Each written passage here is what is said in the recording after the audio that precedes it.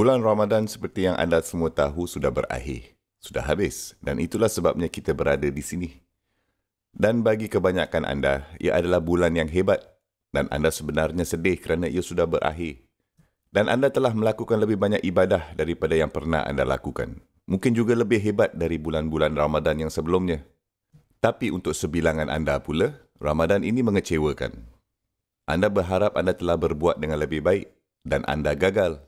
Dan anda melihat ke belakang dan berkata, saya tak percaya bahawa saya telah melepaskan peluang ini. Dan itu tak apa, it's okay. Pada akhirnya kita harus mempunyai harapan dari Allah Subhanahu Wa Taala. Dan hakikatnya bahawa anda berada di sini sekarang adalah perkara yang besar. Anda sebenarnya menunaikan perintah Allah Subhanahu Wa Taala hanya dengan berada di sini. Perhimpunan ini sebenarnya adalah sebahagian daripada tujuan untuk memenuhi semangat Ramadan. Perkara pertama yang ingin saya ceritakan mengenai Allah Subhanahu Wa Taala dalam perkara ini adalah apa yang Dia Subhanahu Wa Taala katakan sendiri di ayat Ramadan. Dia Subhanahu Wa Taala katakan yuridullahu bikumul yusr wala yuridu bikumul usr. Itu adalah satu prinsip dari Allah Subhanahu Wa Taala. Allah Subhanahu Wa Taala bermaksudkan kemudahan untuk kamu. Dan Dia Subhanahu Wa Taala tidak bermaksudkan kesukaran untuk kamu. Ya, puasa itu memang panjang dan juga cuaca panas. Dan ada orang yang melalui semua jenis kesukaran bukan sahaja dengan berpuasa pada bulan Ramadan. Tapi idea Ramadan ini, nama bulan itu sendiri berasal dari Ramad. Ia adalah syiddatul hur, sebenarnya panas terik. Itulah maksud perkataan itu sendiri. Nampaknya ia bukan sesuatu yang mudah, betul. Tetapi Allah Subhanahu Wa Taala berfirman, Allah mengkehendaki kemudahan untuk kamu.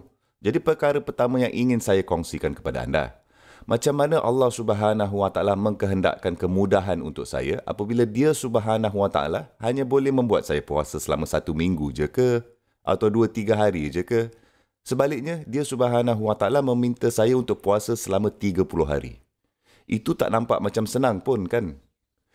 Tapi Allah Subhanahu Wa Taala mengatakan bahawa Dia Subhanahu Wa Taala menginginkan kemudahan untuk anda.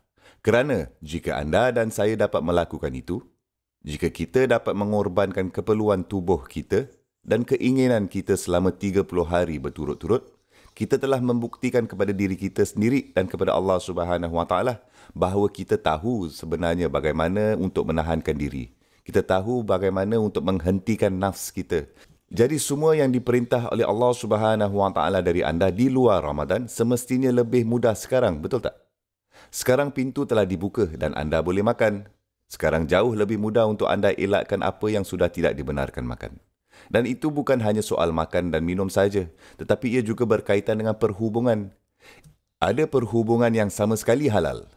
Tapi Allah Subhanahu Wa Taala menutupkan pintu ini pada bulan Ramadan semasa anda sedang berpuasa. Tapi sekarang pintu-pintu itu telah dibuka semula selepas Ramadan. Dan sudah tiba masanya untuk berfikir jika saya dapat menahankan diri walaupun dalam perhubungan yang halal semasa saya berpuasa, maka saya harus berusaha keras untuk menahankan diri dalam perhubungan yang tidak halal. Sebilangan daripada anda mempunyai hubungan seperti itu. Saya mesti periksa diri saya, anda mesti periksa diri anda. Adakah kita sedang membebani benda-benda seperti itu di dalam diri kita sendiri? Tidak ada yang mengetahui rahsia itu kecuali Allah Subhanahu Wa Taala. Tapi anda akan dapat menavigasikan masalah itu dengan cara yang menyenangkan Allah Subhanahu Wa Taala.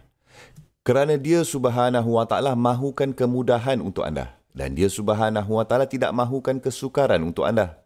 Agama ini bukan untuk susahkan hidup orang. Ia di sini untuk menjadikan hidup mereka lebih mudah. Untuk menghilangkan beban mereka. Yuridullahu an yuhaffifa ankum. Wa khuliqal insanu dha'ifah. Allah hendak meringankan beban daripada kamu kerana manusia itu dijadikan berkeadaan lemah. Okey, tujuan yang kedua Ramadan, setelah mengetahui bahawa Allah Subhanahu Wa Taala mahukan kemudahan untuk saya, litukmilul li'iddah. Jadi anda boleh menyelesaikan tempoh latihan pada dasarnya. Saya menambahkan perkataan latihan dalam terjemahan ini. Oleh itu, anda boleh menyelesaikan kiraannya. Ada sebilangan daripada kita yang merupakan orang Islam yang jauh lebih hebat daripada yang lain. Dan mereka berkata, Ya Allah, saya sungguh berharap Ramadan seperti 2 kali ganda lebih lama. Saya tak percaya bahawa ia sudah berakhir ni. Saya sangat sedihlah kerana ia dah pergi. Dan ada orang pula seperti, alamak, 5 hari lagi? Serius? 3 hari? Ya Allah, 3 hari rasa macam 30 sekarang. Oh, terima kasih ya Allah, puasa sudah habis. Dan anda merasa bersalah kerana ada orang yang menangis bahawa ia sudah berakhir. Dan anda pula gembira kerana ia sudah berakhir. Jangan merasa bersalah. Allah Subhanahu Wa Taala gembira kerana ia telah berakhir untuk anda. Allah Subhanahu Wa Taala sebenarnya mengucapkan tahniah kepada anda bahawa anda telah menyelesaikan kiraannya. Tak apa, it's okay. Dan itu adalah satu kerja yang Allah Subhanahu Wa Taala telah bagi pada anda. Dan dia Subhanahu Wa Taala bangga dengan anda kerana anda telah habiskannya. Ia seperti anda sudah graduate. Jadi jangan ada yang rasa bersalah. Ia sesuatu untuk diraikan. Ia sebenarnya kita telah lulus ujian luar biasa yang telah diberikan oleh Allah Subhanahu Wa Taala kepada kita. Tapi bahagian yang paling penting ini, yang pertama, Allah Subhanahu Wa Taala tidak menginginkan kesukaran untuk anda. Yang kedua, dia Subhanahu Wa Taala mahu anda menyelesaikan kiraannya kasih habis dan gembira kerana anda telah berjaya. Kita bukan berada di sini untuk bersedih dan menangis bahawa Ramadan sudah berakhir. Kita berada di sini untuk meraihkan bahawa Ramadan sudah selesai, sudah habis. Itulah yang kami raihkan di sini. Itulah maksudnya hari ini. Dan kemudian bahagian ketiga dari persamaan ini, Allah Subhanahu Wa Taala mengatakan, "Walitukabbirullaha ala ma hadakum." Okey, jika anda tidak ingat apa-apa lagi dari khutbah hari ini, tapi ingatlah bahagian ini. Oleh itu, kamu dapat isytiharkan kebesaran Tuhan, kebesaran Allah Subhanahu Wa Taala. Dengan cara dia Subhanahu Wa Taala telah membimbing kamu. Kamu boleh isytiharkan kebesaran Allah dengan cara dia telah membimbing kamu. Sekarang apakah maksudnya itu? Semasa kita datang ke solat Idul Fitri, kita isytihar berulang-ulang kali kebesaran Allah Subhanahu Wa Taala. Allahu Akbar, Allahu Akbar, Allahu Akbar, La ilaha illallah, Wallahu Akbar, Allahu Akbar, Walillahil hamd. Ideanya bahawa sekarang Ramadan sudah berakhir. Kenapa kamu cakap Allahu Akbar? Anda katakan Allahu Akbar kerana selama 30 hari Allah sebenarnya akbar dalam hidup anda. Anda telah menjadikan Allah Subhanahu Wa Taala sebagai keutamaan terbesar anda selama 30 hari. Dan sekarang sudah berakhir. Dan sekarang Allah Subhanahu Wa Taala memberitahukan anda, sekarang anda berada di luar Ramadan. Bolehkah kamu menunjukkan kepada aku bahawa aku masih menjadi keutamaan terbesar kamu? Dengan cara aku telah membimbing kamu. Sama seperti aku telah membimbing kamu di Ramadan. Anda bangun lebih awal dari pernah anda bangun sebelum ini. Anda muncul di rumah Allah Subhanahu Wa Taala lebih daripada yang pernah anda muncul sebelum ini. Anda menahankan diri lebih daripada yang anda pernah menahankan diri sebelum ini. Kamu telah menunjukkan, membuktikan dalam semua yang anda lakukan bahawa Allah Subhanahu Wa Taala adalah keutamaan yang lebih besar untuk kamu. Itulah contoh jalan kehidupan Allahu Akbar. Allahu Akbar bukan hanya sesuatu yang anda katakan dengan mulut anda. Ini sesuatu yang anda hidup dengan. Dan anda menghayati kehidupan itu selama 30 hari. Tahniah. Sekarang masanya untuk anda menghayati kehidupan itu di luar Ramadan. Sekarang tiba masanya untuk anda katakan Allahu Akbar apabila ia sudah berakhir.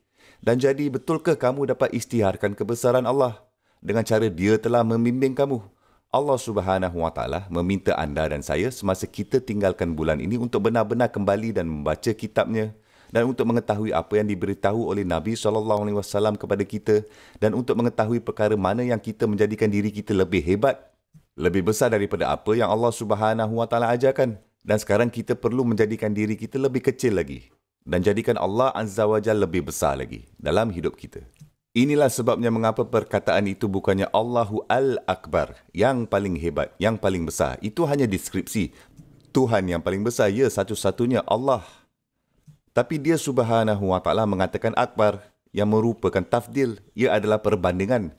Bermaksud dalam semua yang kita lakukan, bandingkan diri anda, keutamaan anda dengan keutamaan yang Allah Subhanahu Wa Taala berikan. Apa yang Allah mahukan dan apa yang anda mahukan. Kadang-kadang ia berada dalam persetujuan, kadang-kadang ia tidak. Inilah walitukabbirullaha ala ma hadakum. Dan sekarang anda mempunyai akal itu. Kefahaman itu, bahawa anda menjalankan hidup dengan ini. Jangan pula kamu katakan, oh, Ramadan sudah habis. Saya akan pergi buat hal lagi lah. Ya Allah, saya sudah dapat merasakan syaitan sudah keluar berkeliaran. Rantai sudah putus. Dan kebanyakan orang mula tidak akan solat 5 waktu. Sungguh sedih. Mereka seperti solat Idul Fitri sudah habis dan tapi ada di antara anda yang belum solat fajar lagi. Dirikan solat fajar setelah selesai. Solatlah, buatlah. Sebab kalau tak, ia akan seperti menunjukkan kepada Allah Subhanahu Wa Taala engkau adalah akbar selama 30 hari. Sekarang dah habis. Sekarang masanya untuk saya kembali macam biasa lagi. Tidak. Tidak, inilah masanya untuk menunjukkan kepada Allah Subhanahu Wa Taala bahawa anda maksudkan dengan serius. Raikan Idul Fitri, tetapi raikannya dalam ketaatan kepada Allah Subhanahu Wa Taala. Dan jika anda dapat mengembangkan kesedaran itu, maka ia adalah sesuatu yang harus disyukuri. Oleh itu, ayat ini disimpulkan dengan indah, la'allakum tashkurun. Jadi kamu mungkin dapat bersyukur. Subhanallah.